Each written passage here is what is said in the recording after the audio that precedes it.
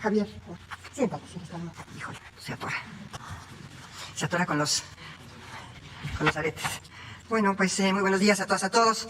Quiero iniciar esta conferencia diciéndoles que, tal como lo han informado las autoridades de salud, el señor presidente se encuentra muy bien, con síntomas ligeros, en plena recuperación y en ejercicio de sus funciones, atendiendo asuntos públicos, los cuales los necesarios, y esperamos que cumpla con su periodo de aislamiento voluntario de la mejor forma posible. Y en cuanto a los especialistas den su aprobación, pues estará de regreso con nosotros para continuar personalmente este ejercicio informativo. En seguimiento también a varias estrategias por ejemplo, de salud, de la coordinación que tenemos con la vacunación, pues estamos coordinados con los 3 niveles de gobierno y desde luego las autoridades se encuentran implementando estas acciones y han sido sumamente respetuosas con la distribución de competencias y la corresponsabilidad de todas. Quiero también decirles que cualquier tema de salud que sea hoy motivo de las preguntas de ustedes, yo quisiera, como todas las tardes, que las llevaran a la vespertina, porque pues este ejercicio de transparencia y de rendición de cuentas es en la mañana con la conferencia matutina y también es en la tarde en la materia de salud, así que les voy a solicitar muy atentamente que estos temas de salud los lleven en la tarde a las autoridades del sector salud competentes.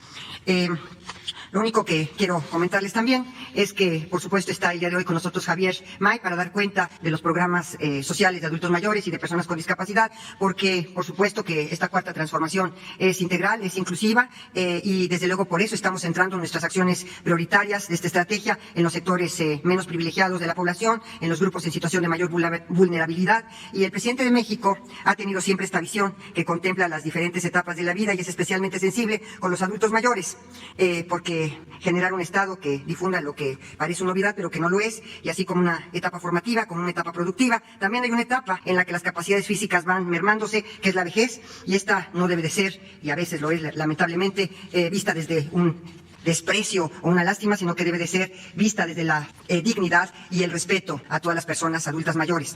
Por eso es sumamente importante que tomemos en consideración a los adultos mayores, ya que no solamente son más vulnerables desde el punto de vista fisiológico, sino que también socialmente a veces han experimentado desigualdad y, como yo les decía, lástima. Y no, tenemos que darles y verlos desde el punto de vista de su dignidad y de su respeto.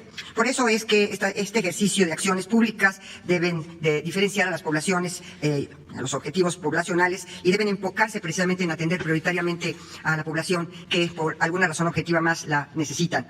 Así que entonces, por eso es que el día de hoy el secretario de Bienestar, Javier May, va a darles cuenta de los programas a 2 poblaciones vulnerables, los adultos mayores y las personas con discapacidad. El presidente López Obrador ha sido siempre un hombre con conciencia social y lo ha demostrado en cada una de sus acciones al frente del gobierno de México. Y recordemos que él, como jefe de gobierno, inició este programa de adultos mayores y, por supuesto, fue el impulsor de la idea que hoy se materializó en la reforma constitucional del artículo 4, al elevarlo a rango constitucional la protección a las personas mayores, otorgándoles el derecho a recibir una pensión a partir de los 68 años. Esta decisión, desde todos los puntos de vista, es trascendental, ya que una de las principales causas de que este grupo etario represente alta vulnerabilidad se debe precisamente al monto de sus ingresos. Ya es una población que difícilmente entrará al mercado laboral y es una población que tiene, por supuesto, problemas como muchos de los que están aquí sabemos, como es un entorno de pobreza, una exclusión o una dependencia a terceros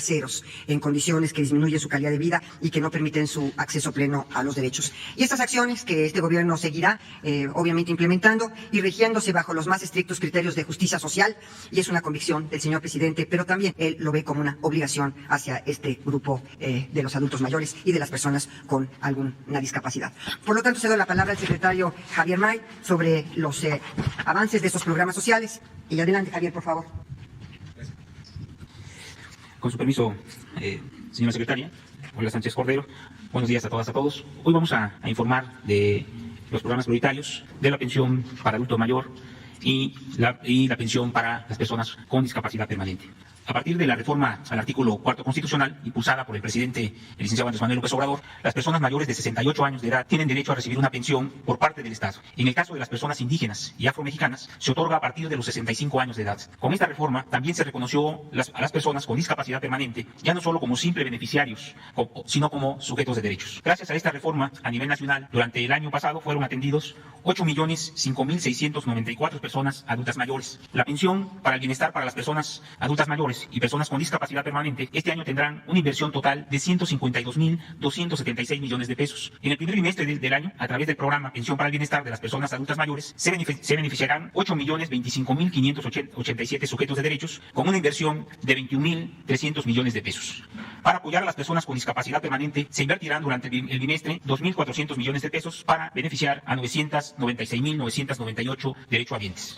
En conjunto, en el bimestre de enero-febrero del 2021, la inversión social será de 23.700 millones de pesos entregados directamente sin intermediarios a 9.022.575 personas adultas mayores y con discapacidad permanente. La entrega de las pensiones para el bienestar en este primer bimestre del año comenzó el 15 de enero con la dispersión bancaria y del 18 de enero al 18 de febrero se llevará a cabo el operativo de pago en mesas de atención. Al 26 de enero se han entregado 16.200 millones de pesos en beneficio de 6.327.891 derechohabientes, lo que representa un avance del 69.7% del total que se deberá pagar en el primer bimestre. En el caso de las personas adultas mayores, se han entregado 14.600 millones de pesos a 5.664.562 personas sujetas de derecho, lo que significa un avance del 70.5%. En el caso del programa de pensiones para las personas con discapacidad permanente, se lleva el 66.5% de avance, ya que 663.329 derechohabientes han recibido en conjunto 1.600 millones de pesos. Por tercer año consecutivo, las pensiones para el bienestar registraron un incremento, por lo que este año las personas adultas mayores y las personas con discapacidad permanente reciben un monto bimestral de 2.700 pesos. Los sujetos de derechos que reciben su pensión mediante su tarjeta pueden identificar su depósito en su estado de cuenta. Las personas que acudan a las mesas de pago, es importante que recuerden seguir las medidas sanitarias, mantener la sana distancia, usar cubrebocas, gel antibacterial. Todos los trámites relacionados con los programas sociales de la Secretaría de Bienestar se atienden a través de la línea de bienestar 800-639-4264. Y queremos informarles también a los derechohabientes que en el mes de marzo se pagarán 2 bimestres juntos. O sea, se pagará el bimestre de marzo-abril y mayo-junio, para que va a ser doble el pago para las pensiones de estos dos programas prioritarios. Es cuanto, secretario. Muchas gracias. Pues si quieren uno de cada fila, de este lado y de este. Por favor. Gracias, buenos días. Me gustaría aprovechar... ¿Más acá? Antonio Baranda de Reforma, secretario, buenos días. Me gustaría aprovechar la ocasión de la presencia del secretario para preguntarle sobre las consideraciones que hacen legisladores de oposición sobre la participación de los servidores de la Nación en estas brigadas de vacunación. El día de ayer se pronunciaron porque el Instituto Nacional Electoral supervise la función de estos servidores en estas brigadas. Me gustaría conocer la opinión del secretario sobre este tema y qué opinas sobre quienes consideran que esta participación de los servidores podría generar una equidad en la contienda o bien promocionar indebidamente los programas sociales del gobierno federal. Es para ti la pregunta, mi querido Javier. Sí, con mucho gusto. Miren, si no más recuerdan, este gobierno impulsó una reforma al Código Penal para que los programas sociales no sean utilizados como torcer la voluntad popular. De esta manera, quiero decirles que antes de que llegáramos nosotros, se aplicaba de manera discrecional estos programas. Y quienes hoy son oposición, antes estaban en el gobierno y actuaban en contra de un movimiento del pueblo para coaccionar, comprar, y los programas eran de manera discrecional. Hace un momento yo mencionaba que se logró que se llevara a rango constitucional todos los programas. En este caso, en el artículo 4, se considera que es un derecho que tienen los ciudadanos y las ciudadanas con el programa de pensión a adultos mayores y de discapacidad. En el tema de los servidores de la Nación, quiero decirles que son trabajadores del gobierno federal. Ellos realizan una tarea importante porque llegan a los lugares donde nunca se llegaba. Entonces ellos ayudan, ¿no?, a que, igual que Serena, que Salud, que las Fuerzas Armadas, no sean parados. O sea, el año pasado se aumentó en la estrategia de que se aumentaran los programas sociales, se entregaran, se reactivara la economía a través de las pensiones, de las becas, de los créditos a la palabra. Entonces, que estén tranquilos, nosotros no actuamos igual, no somos lo mismo, ¿no? Nosotros no nos hemos robado ni una elección, ¿no? Y pueden estar tranquilos, los servidores de la Nación son servidores que pues ayudan a facilitar, ayudan a organizar, a coordinar que estas personas, que son derechohabientes, reciban de manera directa, sin intermediarios, su pago por el derecho que tienen de recibirlo, ¿no? ¿Estaría dispuesta la Secretaría y el Gobierno a que hubiera una supervisión por parte del INE? Mire, nosotros firmamos un convenio con el INE, ¿no?, para brindar todos los programas sociales, no nada más con el INE, sino con la Comisión de Derechos Humanos, con la Procuraduría contra Delitos Electorales, y ya estamos dando los talleres, cursos, y recordarles que nosotros, yo cuando estuve en el Senado los 3 meses, presenté la iniciativa la reforma al artículo 19, ¿no? Estamos comprometidos con la transparencia y nosotros no traficamos con la necesidad de la gente. ¿No tendría ningún problema en que hubiera una supervisión? Ningún problema. Gracias. Secretario, si me permite un segundo tema. El día de ayer, como sabe, el INEGI dio a conocer cifras sobre la mortalidad de los fallecimientos de personas por COVID-19. Hubo una diferencia en relación con las cifras que ha dado la Secretaría de Gobernación y al mismo tiempo un grupo de académicos y especialistas hizo una recomendación, una serie de planteamientos a la Secretaría de Salud para ajustar el plan. Me gustaría saber si el gobierno federal está dispuesto a ajustar precisamente este plan a partir de estas cifras del INEGI y de las recomendaciones que hacen este grupo de especialistas.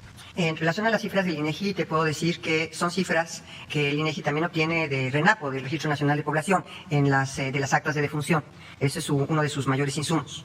Entonces, por eso es que cruzamos siempre la información de RENAPO, del registro, con INEGI. Y respecto al otro tema que tú dices de la recomendación, pues a mí me gustaría que esa pregunta fuera a la tarde, porque en la tarde también rendimos cuentas y hay transparencia en todo lo que es el sector salud y la pandemia. Entonces, a mí esa pregunta sí me gustaría que la respondiera directamente el sector salud, a quien va dirigida, porque precisamente tu comentario es un comentario que tiene un destinatario, que es el sector salud, entonces mejor en la tarde. Quizás sin entrar en tecnicismos, ¿habría apertura para una posible modificación del Vamos plan? a verlo en la tarde. Ellos resolverán y habrán de dar una respuesta. Ojalá se plantee también, como lo estás planteando tú, para que ellos den la respuesta correspondiente. Y por último, secretaria, si me lo permite, el día de ayer se dio a conocer un informe por parte de México Evalúa y el TEC de Monterrey en el sentido de que el gobierno el año pasado gastó 50,000 millones de pesos en un rubro que llama otras compras u otras contrataciones sin que necesariamente hubiera una especificación de en qué se gastó o cómo se gastó. Me gustaría conocer su opinión sobre este tema, si esto no abona a la opacidad y a la discrecionalidad, como menciona el propio informe. Yo creo que, y lo he sostenido, y lo seguiré sosteniendo, este es un gobierno transparente y por supuesto se rendirán cuentas de lo que tú estás planteando. Yo no tengo el dato, no tengo la respuesta porque no estoy en el sector económico ni tampoco de la Secretaría de Hacienda y de la Subsecretaría de Egresos, pero seguramente habrá una respuesta. Y sí te quiero decir, porque el otro día me dijeron, ¿por qué el gobierno más transparente y que rinde cuentas? Este es un ejercicio de rendición de cuentas. ¿Y por qué digo que es transparente? Porque allá por los años de 1995 no había este acceso a la información pública gubernamental. La construcción de precedentes de la cultura de la verdad precisamente empezó con un tema del vado de aguas blancas. Y ahí empezó. Y la construcción al principio fue jurisprudencial y después se plasmó en la Constitución. Por eso es que te digo que este es uno de los gobiernos o el gobierno más transparente. Porque antes era absolutamente, ni siquiera había acceso a la información pública gubernamental. Ustedes vean a partir de cuándo se empezó a formar y a formar este acceso a la información y a reformar la Constitución inclusive para llegar a lo que tenemos en este momento. De este lado y luego la siguiente fila de este y del otro. Muy buenos días, secretaria Olga Sánchez Cordero y secretario que la acompaña. Ramón Flores, corresponsal de Contrapeso Digital. Secretaria, en meses pasados se han dado a conocer diversas denuncias en contra del gobernador Enrique Alfaro, debido a que en plena pandemia adquirió más de 300 autos de lujo. También ha sido noticia por crear la alianza federalista que se antepone al proyecto de la 4T. Eso sin importarle que su estado es uno de los más endeudados, con una deuda aproximada de 11,000 millones de pesos, una de las deudas más altas en la historia del estado. También hemos visto cómo ha protestado el gobernador porque dice que la federación le ha retenido unos 9,000 millones según él. También este año aumentó la mayoría de los impuestos para los jaliscienses. Pero el colmo, secretaria, es que aquí le traigo una prueba de cómo va a estar cobrando los impuestos al decir que de no pagar el adeudo va a proceder a embargar los bienes de las personas que adeuden los impuestos. Secretaria, mi pregunta en concreto ¿es válido que en plena pandemia el gobernador de Jalisco aumente los impuestos y que además amedrente a sus gobernados que de no pagar se les van a embargar los bienes? Mira, yo sí te puedo contestar desde este punto de vista. Primero, has hecho tú algunas manifestaciones en relación tanto a su persona como a su política. Yo te quiero decir categóricamente que yo respeto la soberanía y la autonomía de cada una de las entidades federativas y de sus gobernantes, porque no podría ser de otra manera. Vivimos en una constitución con estados libres y soberanos, y él tendrá que responder tanto de sus políticas como de su actuación a su población.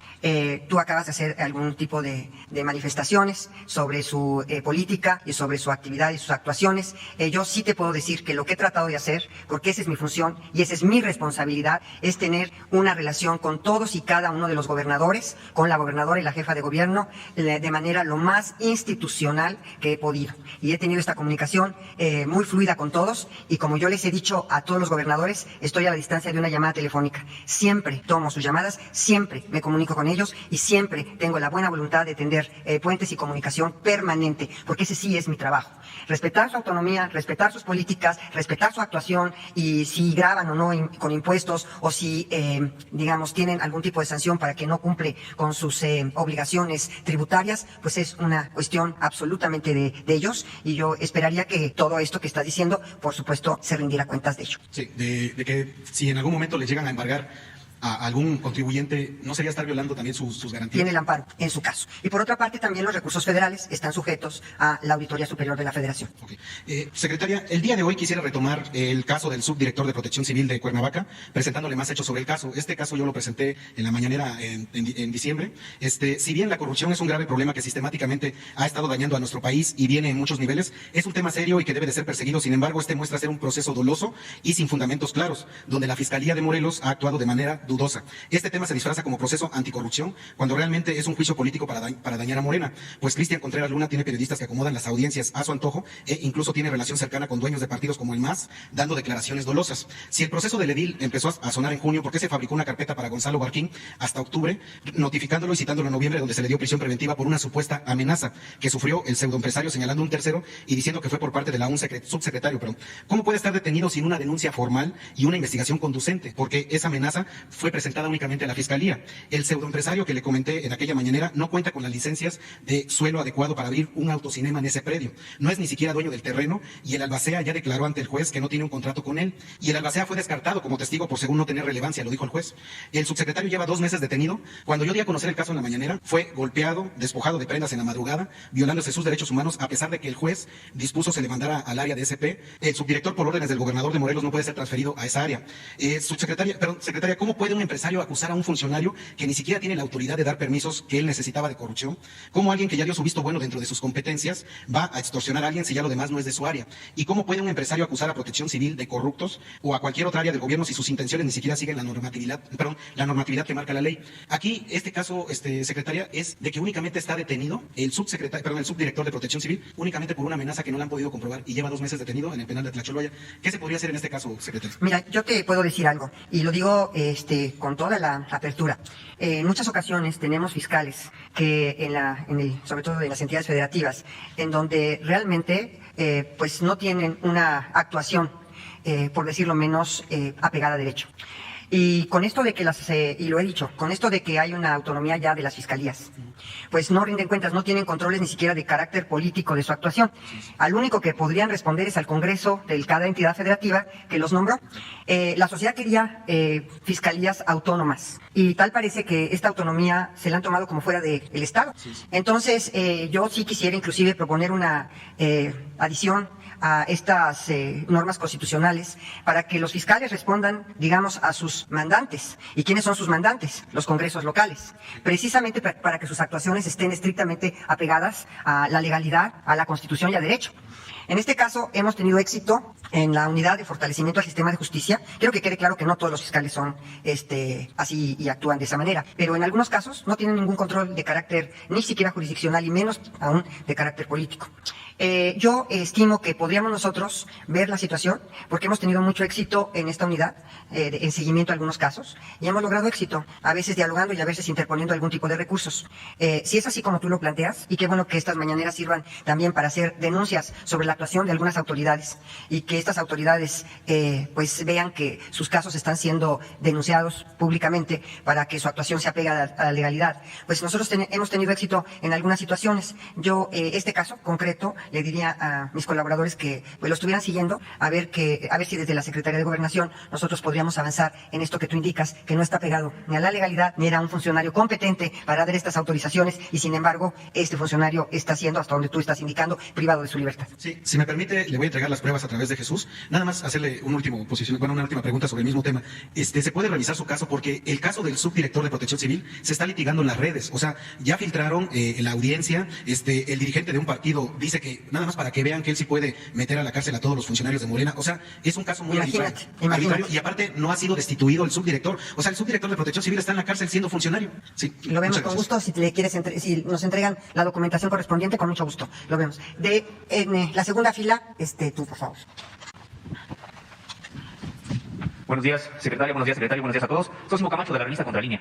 Quería preguntarle acerca de una investigación que, bueno, pues se llevó, ya tiene más de un año que se ha estado llevando, es acerca de un esquema de defraudación que se originó en la secretaria que usted ahora actualmente encabeza. Esto en tiempos de Osorio Chong. Bueno, pues resulta que se entregaron contratos sin licitar y estos contratos se ampararon bajo el supuesto de seguridad nacional para no informar qué era lo que se estaba contratando. Y resulta que hay un daño patrimonial, esto por investigaciones ya generadas por la propia secretaria en su momento, por más de 3,000 millones de pesos. Estos contratos incluyen, por ejemplo, trabajos de jardinería, trabajos de proporción de alimentos, y que, bueno, estos estos contratos se mantuvieron fuera del escrutinio público porque se argumentó que se trataba de seguridad nacional. Ya hay una investigación, la propia Irma, la propia secretaria de la Función Pública, Irma Heréndira Sandoval, ella señaló que, bueno, pues que sí se está investigando, lo confirmó a la propia revista Contralínea, y queremos saber, tiene más de un año, si ya hay avances en la investigación, si hay denuncias penales que incluye que alcancen a estos funcionarios, a Osorio y a su equipo.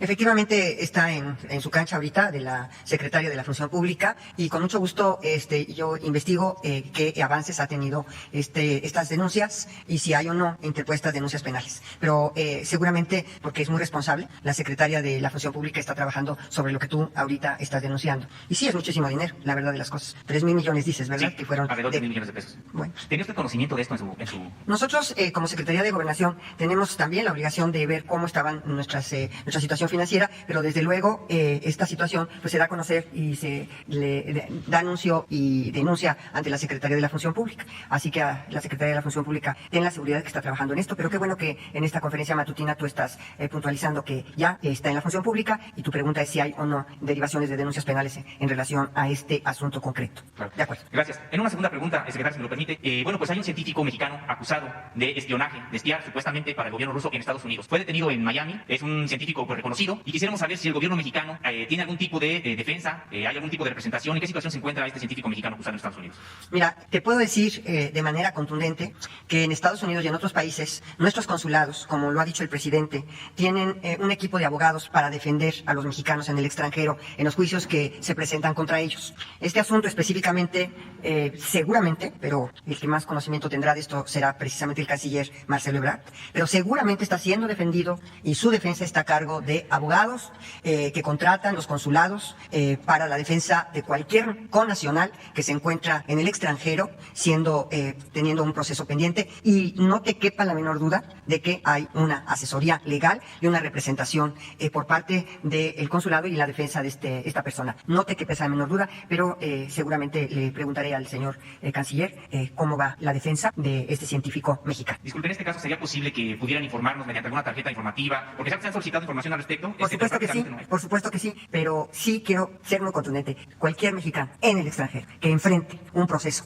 es defendido por un equipo de abogados que contrata o que están dentro de los mismos consulados. Eso sí, porque es una prioridad para México la defensa de sus connacionales en el extranjero. Te puedo decir. Gracias. Y finalmente, la próxima semana acudirá el subsecretario Alejandro Encinas a la región Triqui a propósito de un conflicto pues armado muy grave que está ocurriendo en la región. Quería preguntarle, bueno, pues qué posición llevará, de qué manera buscarán resolver esta situación que ya ha generado desafortunadamente desplazados, más de 700 personas desplazadas. Hay también personas que ya han sido asesinadas por armas de uso exclusivo de las Fuerzas Armadas, perdón. Efectivamente, el subsecretario Alejandro Encinas personalmente está atendiendo este asunto. Ya recibió a un grupo de personas triquis en la Secretaría de Gobernación, estuvo varias horas con ellos, sí va a ir a la región seguramente, y el día de mañana el subsecretario, hasta donde yo tengo conocimiento, dará también un informe sobre la comisión de búsqueda, y ahí le voy a pedir que les platique a ustedes y que en la conferencia matutina de mañana dé a conocer los avances que está teniendo en el asunto de la comunidad triqui, y desde luego va a dar el informe sobre las cosas y sobre la comisión de búsqueda, pero le voy a pedir que lo haga. Perdón, ¿tiene fecha para asistir? Él está con cualquier conflicto social, hay todo un proceso para la pacificación y para la atención de toda la comunidad, y este es el caso. Mañana yo le pediría que diera cuenta, porque él ha estado muy metido. Lo que sí sé, porque sí me lo ha dicho, es que ha estado presente en las reuniones con los triquis y ha estado muy atento y ha recibido en la propia Secretaría de Gobernación a representantes de esta comunidad. Eso sí es absolutamente cierto. Muchas gracias. Gracias a ti. Y de este lado ahora, a ver tú, joven. Buenos días, secretaria Meme Yamel de The Mexico News y Sin Censura. Dos preguntas. La primera es, relacionada con los casos Israel Vallarta, Pablo Solórzano, incluso el de Brenda Quevedo. Estos tres casos han llegado a manos de la Secretaría de Gobernación, particularmente de la Subsecretaría de Derechos Humanos, pidiéndole su atención para poder darle solución. En el caso de Brenda Quevedo, pues había ya incluso un posicionamiento de la Organización de las Naciones Unidas, pero primero preguntarle cuáles han sido los avances en estos casos. Son casos en los que también se ha señalado a la señora Isabel Miranda de Wallace por haber involucrado de forma directa con estos casos en la integración no solo de las carpetas, sino al llevar a los testigos. La pregunta más constante que nos hacen es si existe alguna denuncia en contra de la señora Wallace por haber intervenido, incluso con una falsa asociación civil, que es la que la ha caracterizado como su bandera durante muchos años. Y, pues, por supuesto, el tema de las familias. No vemos que no hay justicia en estos casos. Y en el mismo tenor, pues, ¿qué pasa? ¿Cómo van los avances con la amnistía? ¿Cuántas personas han terminado ya resolviendo sus casos? Este es un tema que conoce muy bien, secretaria. Sí, por supuesto que conozco los casos que tú me estás mencionando. Yo personalmente he estado en contacto con las hermanas de Israel Vallarta, con los hermanos también de Israel Vallarta, y por supuesto que estamos atendiendo este caso. También hemos estado, yo personalmente he estado con la mamá de Brenda. Entonces, estos casos sí los hemos estado atendiendo en la Secretaría de Gobernación. Hasta donde yo tengo conocimiento, no hay una denuncia en contra de la señora Juárez, cuando menos no se ha presentado. No sé si ya habrán presentado los familiares de estas personas algún tipo de denuncia. Yo no tengo conocimiento de que haya o que existe esta denuncia. Pero lo que sí te puedo decir es que el contacto ha sido directo con los familiares, directo y permanente.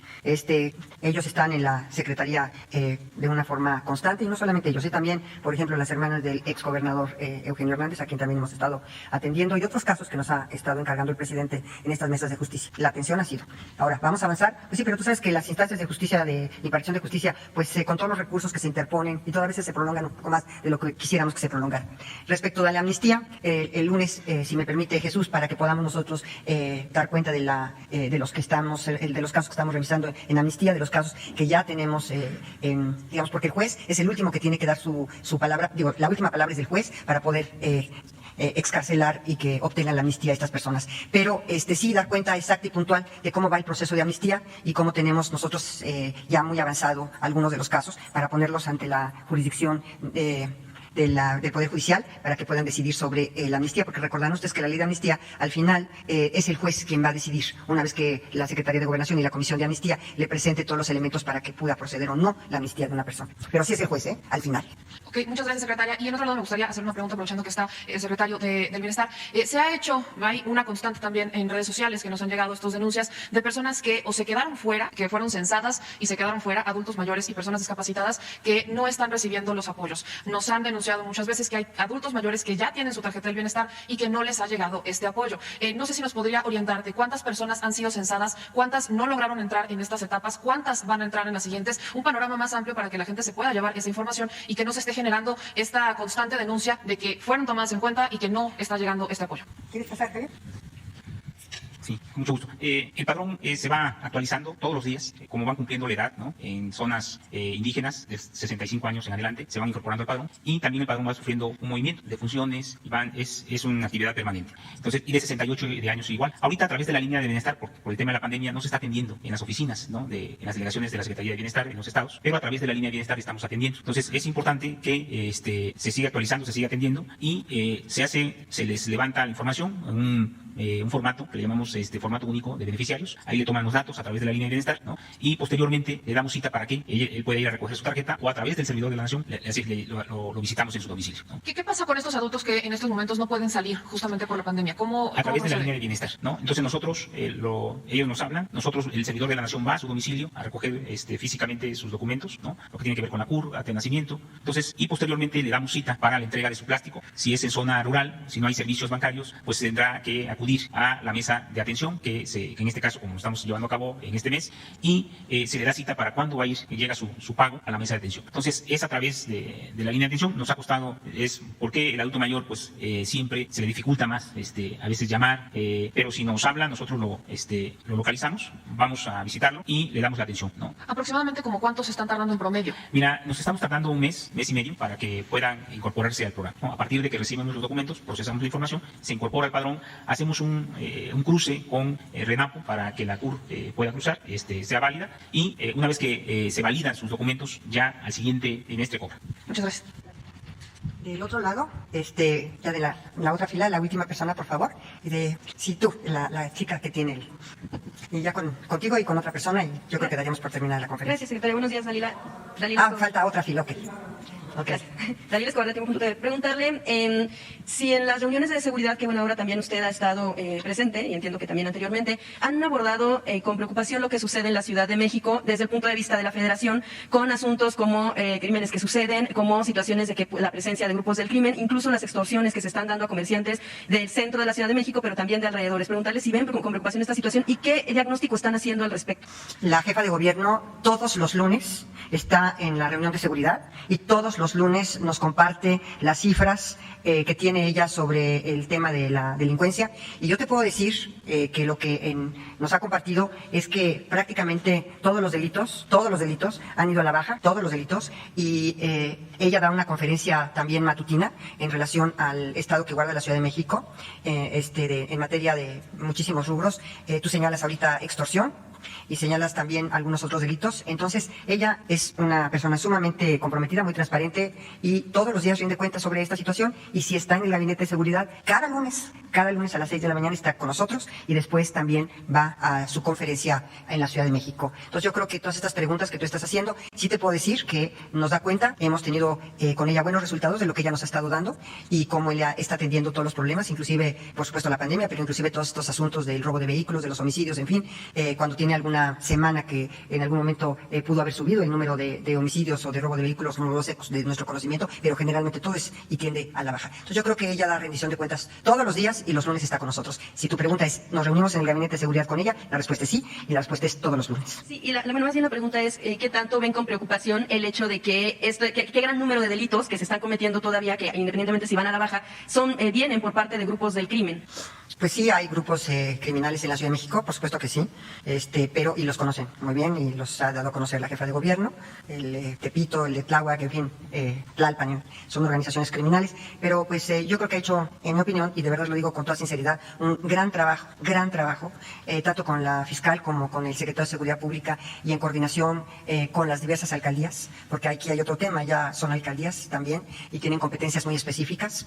Yo te puedo decir, porque formé parte de la Asamblea Constituyente, cómo se conformaron estas asambleas y las competencias que tienen ya, estas alcaldías, y la competencia que tienen ya estas alcaldías, y la coordinación que tienen que tener con el gobierno central, pero desde luego yo, en mi opinión, ha tenido éxito en el combate a la delincuencia la jefa de gobierno en muchísimos temas. Gracias, secretaria. En un segundo tema y último, lo que tiene que ver con la cuestión de salud, pero meramente de la opinión que da ayer el rector de la Universidad Nacional Autónoma de México, Enrique Graue, en torno a que desde el inicio de la pandemia y cómo iban a tomar este reto, por supuesto, importante y enorme, no nada más en México, en el mundo, pero sí en México, que estaban viendo que había una situación de infraestructura, de hospitales, pues muy deteriorada, y que preveían que podía ser muy complicado, y que lo que ahora se está viendo es que en efecto el sector salud se ha visto rebasado, y que prueba de ello son las más de 153,000 muertes que hay actualmente en torno a esta nueva enfermedad. Preguntarle pues precisamente si si consideran, con todo lo que han analizado, con todo lo que se observa en el país, si esto en efecto sucede, el sector salud se ha visto rebasado por la pandemia. Mira, sí vi las declaraciones del doctor Graue, sí se formó este grupo de expertos, de académicos, yo respeto muchísimo al doctor Graue, incluso yo me puedo apreciar de tener una amistad con él, pero yo quisiera que este tema te lo pudiera contestar el sector salud, y te lo pudiera contestar porque ellos tienen todos los elementos, los vemos en la mañana en la reunión de seguridad, pero es un tema estrictamente del sector salud. Entonces yo creo que esta tarde seguramente habrá alguna manifestación de los encargados no solamente de atender el tema de la pandemia, sino de todos los encargados del sector salud que están todos los días aquí y todos los días en la tarde, en la vespertina, dando cuenta de lo que acontece. Entonces seguramente ellos están poniendo atención a tu pregunta y darán una respuesta muy puntual en la tarde respecto a las opiniones del doctor Graue y a las opiniones también de este grupo de expertos y de esta comisión que se formó para revisar el tema de la pandemia en nuestro país, que por mucho es uno de los grandes temas que hemos tenido que enfrentar el gobierno y la sociedad y el mundo entero. Muchas gracias. De este lado ahora, el que está atrás de ti, porque ya me dicen que las chamarras atractivas son las que... Adelante. Bueno, muy buenos días, secretaria. ¿Vale? ¿De colores? Aparte, sí. Tu color es un poco atractivo. Muy buenos días, secretaria. Mi nombre es Miguel Velázquez, del periódico Publimetro. Dos preguntas. La primera, se publica de manera internacional este día, de parte del Instituto Lowy de Australia, un ranking que califica cómo han desempeñado diversos, cerca de 100 países, 98, cómo se han desempeñado frente a la pandemia. Este país califica que este instituto, califica que el peor país ha sido Brasil, en el lugar 98, y en el lugar 97 está México. Sobre una calificación de 100 puntos, México solamente tiene 6.5, y me gustaría preguntarle si el gobierno de México tiene una reacción a este tipo de evaluaciones que se hacen en el plano internacional. Mira, este tipo de evaluaciones, pues por supuesto también corresponden a hacer la manifestación al mismísimo sector salud. Ellos tendrán todos los elementos y este estudio seguramente lo tienen muy presente y la calificación que le dan a México. Entonces, también es otra de las preguntas que probablemente contestarán en la vespertina, porque yo te quiero decir que todas las preguntas del sector salud, tanto esta comisión, las manifestaciones del doctor Graue, como lo que tú me estás ahorita planteando, pues en realidad yo no tengo la expertise, ni soy la técnica, ni estoy, aunque escucho lo del sector salud, pues me gustaría que mejor ellos lo respondieran y que ellos tendrán mucho más elementos que yo en este momento de saber quién hizo esta encuesta, cómo se hizo o cuál fue la evaluación que se hizo y quiénes participaron en estas evaluaciones, porque muchas veces las personas que digamos que son o las comisiones que evalúan tienen algunos indicadores y ellos podrán puntualmente decirte qué opinan sobre esta. ¿Es una encuesta o es una? Es un reporte. Un reporte realizado por el Instituto Instituto Lowy, que es un think tank de Australia. De acuerdo, gracias. Y la segunda pregunta que le quería comentar es que también otro análisis internacional, Transparencia Internacional dio a conocer el índice de percepción de corrupción y México sube 6 lugares al nivel 124 de 180. Me gustaría preguntarle si tiene la Pues es una buena noticia para nosotros que hemos estado ya subiendo en el índice de percepción como país con menos corrupción. Ayer hablé con la secretaria de la Función Pública, de hecho ya quería venir a dar esta noticia aquí a la mañanera, pero como teníamos al doctor Javier May que iba a dar el informe sobre los adultos mayores, le pedimos que no se intervinieran dos situaciones totalmente distintas, pero qué bueno que lo tratas aquí y qué bueno que también recordarán ustedes que el año pasado también escalamos 5 puntos, 5 lugares. Entonces son 5 lugares más estos 6. Los vamos a ir escalando poco a poco. Yo esperaría que tengamos un resultado mucho más prometedor este año y así sucesivamente. Si ya escalamos 5 el año pasado y estamos escalando 6 este año, pues es una buena noticia para nuestro país, es una buena noticia para la población y es una buena noticia para el gobierno. Así que te agradezco mucho que lo hayas mencionado el día de hoy. Gracias. Ahora el de rojo de hasta atrás, por favor. Gracias, secretaria. Hans Salazar, de Noticiero en Redes. Yo sé que para usted también, y lo digo muy amablemente, los medios digitales también somos importantes. Sí, son muy Se lo digo importantes. fraternalmente porque Acuérdate de algo. Mi edad no me da mucho para las redes sociales ni para la informática. Soy bastante maleta en las redes, en la cuestión informática. Las que sí son súper buenas son mis nietas y mis nietos. Esos sí te puedo decir que me dicen, ay, abuela, tú estás muy atrasada. Entonces, pues sí, el papel y los medios impresos fueron para mí lo normal durante prácticamente toda mi vida. Pues soy de otra generación, pero además sí respeto muchísimo y sé, como dice el presidente, benditas redes sociales. Pero pues soy de otra generación. Gracias, secretaria. Mire, quisiera yo plantearle 2 temas, por supuesto. Uno, el de la diputada de Tamaulipas, por Morena, Mar Carmen Lilia Cantú Rosas. Ella realizó el fin de semana, en días pasados, una fiesta con más de 100 personas, o de 100 personas aproximadamente, en tiempos de pandemia. Mal hecho. Muy mal hecho. Y yo no quisiera enfocarme nada más en este tema, de que la haya hecho, que ya de por sí es reprobable, sino que el problema es que ya amenazó a un periodista. Ah, caray. Por eso se lo vengo a exponer. Esta diputada ha ya amenazado. Y bueno, pues le voy a poner, si me permite. No esté metido en algo. No quiero familiar tuyo. No esté metido en algo. Y que te la esté llevando hasta las patas, Carlos, ¿eh? Porque no se vale que estés jugando así por dinero. Tienes ética profesional. Ética profesional. Nada más que te acuerdas. Yo nada más te aviso. Nada más para que no te sorprenda el día de mañana cuando yo llegue y sea presidente municipal. Porque lo voy a hacer, porque yo te voy a pagar lo mismo que tú me estás haciendo a mí. Te lo voy a regresar, Carlos, ¿eh? Porque no se vale que estés jugando así conmigo. Yo solamente lo único que hice, Carlos, fue conocer a 8 influencers. Y fue un evento de 5 a 7 de la tarde y se terminó el evento. No lo sacaste de las redes sociales de unas páginas que tenían un día de haberse creado, Carlos. Como fue orden, qué poco profesionista eres. como fue orden directa de mi jefe de México, te repito. Solo se lo pongo porque es grave la amenaza. Dice que ella va a ser presidenta municipal y su hermano incluso está siendo buscado presuntamente por ser autor intelectual de un asesinato del papá de un compañero que se encuentra aquí. Definitivamente eso es muy grave. muy grave. Se lo expongo para que, por supuesto, tome carta al asunto, pues obviamente las facultades que la secretaría a su cargo pueda tener. Es muy grave lo que estás tú denunciando. Por principio ya no debió haber hecho una fiesta. Acuérdense de algo, el presidente Andrés Manuel López Obrador en toda esta pandemia ha apelado a la población para que se autoconfine y respete las medidas que están siendo dictadas por el sector salud. Eso es lo que ha hecho el presidente. No ha establecido medidas restrictivas a las libertades, no hay toques de queda, no hay que no puedan tener movilidad las personas dentro del territorio. Yo recuerdo que al principio de la pandemia hablé con varios presidentes municipales que verdaderamente habían blindado a sus municipios y nadie podía ni acceder al municipio ni salir del municipio. Y hablé con ellos y les dije, bueno, a ver, la movilidad en este país y la libertad de tránsito está garantizada. Entonces el presidente ha apelado a todas que la conducta de los ciudadanos sea responsable.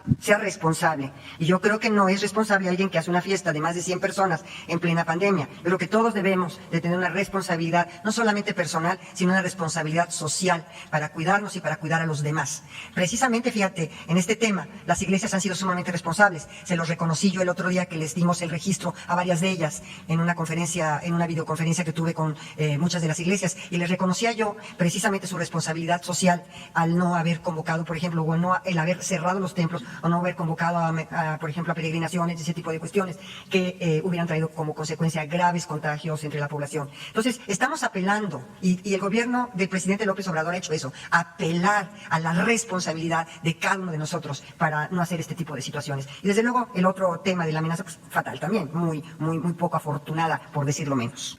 Y vamos, obviamente, yo platicaría con ella, desde luego. Y el otro tema, pues, que estás diciendo, si es algo que es presuntamente una conducta delictiva, bueno, pues eso tendrá su causa. Claro que sí, secretaria, pues sí, ojalá pueda ser porque es muy delicado esto, la amenaza, aunque por cierto, claro que esta grabación está en las redes sociales, no es secreta, el día de ayer se subió por parte de Quiero periodistas. decirte que me encantaría las redes sociales y de verdad, estoy tratando de modernizarme. Y de verdad lo hago con mucho gusto y con mucho cariño, sobre todo porque es un reto para mi generación esto, y es un reto para mi generación avanzar junto con estas generaciones que ya se manejan ya sin papel prácticamente y todo es digital. Gracias, esta grabación está en redes sociales por parte de periodistas desplazados, solamente se lo comento, y le recomiendo Noticiero en Redes, por supuesto que soy corresponsal. Así que, ojalá nos vea. Segundo tema rapidísimo, secretaria, es el tema delicado de un doctor. Yo sé que usted ya dijo que el tema de la salud es en la tarde, sin embargo esto traspasa el tema de la tarde, de las conferencias, por supuesto en la tarde, a estas me refiero, y es del doctor Diego Araiza, que, bueno, pues ya es por mucho sabido que en su Twitter literalmente deseó daños, deseó lo peor al presidente, así la voy a dejar, está tuiteado, por supuesto, en su propia cuenta, y ya ha sido, reconvenido, él ya pidió disculpas muy tibiamente, pero yo me quiero enfocar más allá si se ha reconvenido o no. Este tipo de cosas son delicadas porque es un doctor, no es un usuario, común, sino tiene el grado de doctor, tiene el título de doctor. Yo quisiera preguntarle, secretaria, si en este caso, no prohibirle su libertad, que este tipo de libertades, por supuesto, que son bastante cuestionables, pues desear esto al presidente es de lo peor, más en este país y en este momento. Fue lamentable, de verdad. Y yo Fue muy lamentable y yo creo que ha violado un código de ética médica elemental. Y es reprobable su conducta, la respuesta es sí. Y que violó normas éticas, por supuesto. Así es, y yo quisiera preguntarle si procedería en algún sentido algún tipo de sanción en su licencia de médico o no. Si no procede, bueno, pues es parte nada más de mi pregunta. No, pero yo también aquí aprovecho. Todos los derechos, todos, a pesar de que hemos nosotros dicho siempre que el derecho a la libertad de expresión, redundantemente digo, es libérrimo, sí, tiene límites. Todos los derechos tienen límites. Y los límites es cuando afectas otros derechos de terceros. Bien, pues nada más finalmente, ya son mis temas. Desear al presidente, por supuesto, como millones de personas. Salud al presidente, fuerza presidente, eso es lo que quisiera terminar diciendo. Secretaria, le agradezco. Muchas gracias por tus palabras, por tus buenos deseos, y créeme que a mí también me lastimó y me molestó muchísimo este tipo de violencia, porque es violencia, y no solamente es violencia, es violación a normas esenciales, éticas, que un médico debe de respetar. Y me enoja mucho, ¿para qué te sigo diciendo más? Ya en la última fila, por favor, a ver. Buenos días, secretaria Sara Pablo del Grupo Fórmula. Preguntarle, porque usted tiene la relación con los gobernadores, la relación política, ¿qué le han planteado? Ellos han insistido mucho mediáticamente en que quieren participar en este esquema de vacunación contra el COVID. Incluso, pues, algunos han tenido expresiones en contra de que participen los representantes, los servidores de la nación. Ellos, ¿qué le han planteado y cuál ha sido la respuesta que usted les ha dado en este asunto?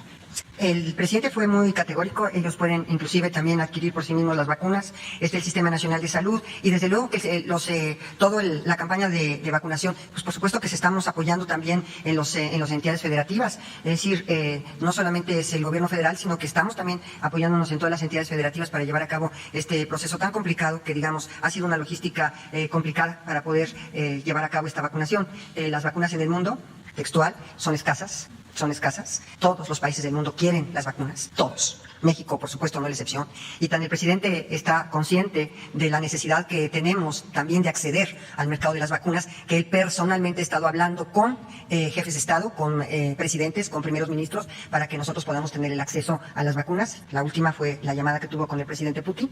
Y entonces el presidente sigue atendiendo los asuntos más importantes. Él está bien, yo les aseguro que está muy bien, muy optimista como él es siempre, de muy buen humor, y muy pronto lo tendremos con nosotros. Entiendo que los gobernadores lo que plantean es que el sistema de salud estatal participe de algún modo en este proceso de vacunación. ¿Esto es factible o no? Bueno, yo creo que se les ha estado mandando mensajes muy importantes, porque si bien tuvimos esta videoconferencia que seguramente vamos a repetir la próxima semana, el jueves ya con nuestra querida amiga Claudia Pavlovich como presidenta de CONAGO, vamos a tener esta reunión nuevamente y vamos a decirles que sí, nos estamos apoyando en su sistema de salud también para poder llevar a cabo la logística de la vacunación. Entonces, y también una de sus preocupaciones era que si ellos podían comprar la vacuna por sí mismos, pues, ojalá también puedan acceder ellos a tener esta oportunidad en el mercado internacional de traer la vacuna para sus diversos estados. Igualmente el sector privado ha querido también traer sus vacunas para sus trabajadores, por ejemplo, sobre todo los que tienen atención directa con el público y están más expuestos, también me han dicho que quieren traerlas. En fin, pero nosotros tenemos una logística muy clara que hemos establecido. Primero, todos los médicos que tienen el contacto directo con los pacientes COVID,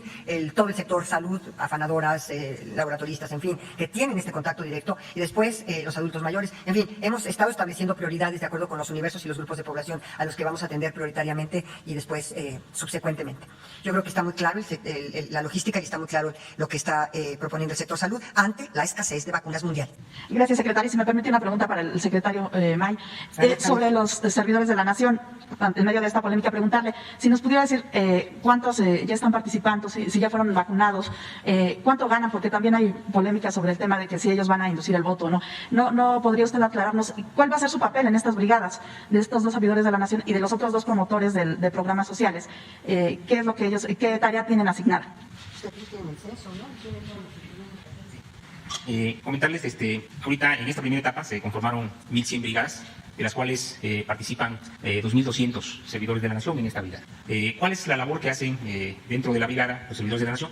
Pues ellos ayudan, ¿no?, a que, pues, a organizar cómo van llegando las personas que van a ser vacunadas, si es el caso de médicos, enfermeras, ellos organizan y para que puedan acceder, y a través de personal de salud, que son los que vacunan, ¿no?, se realiza. También de igual manera ellos llevan el control de cuántos, se hace un padrón previo que emite la Secretaría de Salud, en este caso los doctores y los servidores de la salud que son vacunados, ellos ayudan a llevar un control y pasan un reporte de cuántos fueron vacunados en la jornada, ¿no? Entonces esa es la labor que hacen, y en el caso de la brigada Correcaminos, que van a ir a los lugares más apartados, que son los servidores de la Nación que conocen dónde viven los adultos mayores, que conocen dónde viven las personas con discapacidad. De igual manera, la labor que van a hacer ellos es de poder llegar a accesar a esos lugares, avisarles, ellos tienen comunicación a través ya de las mesas de atención y a través de los centros integradores qué día les va a tocar la jornada de vacuna a esos grupos, ¿no? Esa es la labor que hacen los servidores de la Nación, y esta brigada no nada más se compone con servidores de la Nación, o sea, ellos participan dentro de la brigada en un equipo conformado por la Secretaría de Salud, por las Fuerzas Armadas y por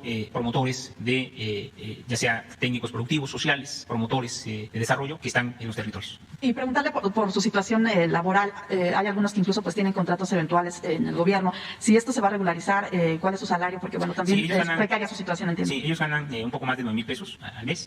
Son trabajadores de manera eventuales, ¿no? Pero estamos regularizando para que podamos garantizarles las prestaciones a los servidores de la Nación, que pues son fundamentales para el proceso de que evitar el intermediarismo, para que los programas lleguen de manera directa, ¿no? Ellos son la ventanilla para poder acceder a los programas. Cualquier tipo de programa es a través de los servidores de la Nación.